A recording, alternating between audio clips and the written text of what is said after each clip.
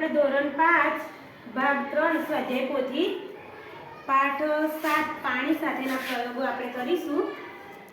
એમાં છે કે નીચે આપેલી વસ્તુઓને પાણી ભરેલી ડોલમાં નાખતા કઈ વસ્તુ તરશે અને કઈ વસ્તુ પાણીમાં ડૂબશે એ પ્રવૃત્તિ આપણે કરવાની છે. તો આપણે ચલો પહેલા આપણે નાખીશું કાસ્કો. નાખો ચલો કાવ્ય કાસ્કો નાખો છો.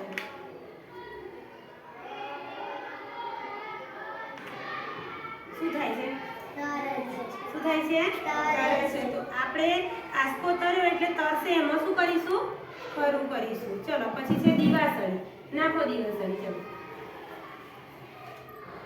શું થયું? હા દિવાસળી તરે છે. ચલો બોટલનું ઢાંકણ નાખો. ઊભા થઈને નાખવા બાજુ. શું થયું? બોટલનું ઢાંકણ હા બોટલનું ઢાંકણ તરે છે. તો આપણે તરશે એની પર ખરું કરીશું. ચલો પેન્સિલ નાખો. પેન્સિલ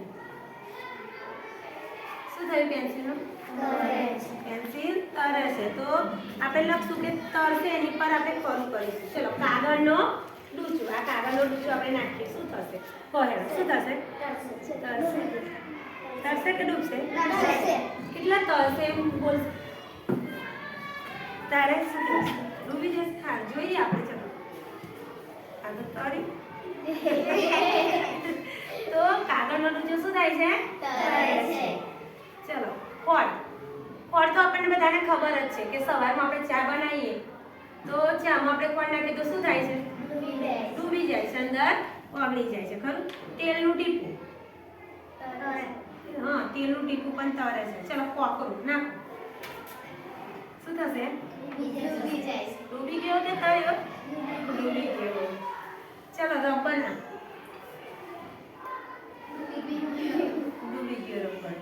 અને માપપટ્ટી છે નાખો.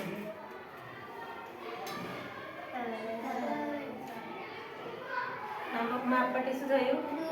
ના તરે છે. જોવો તરે છે. છેક ડૂબી નથી ગઈ, નીચે નથી બેસી ગઈ, તરે છે.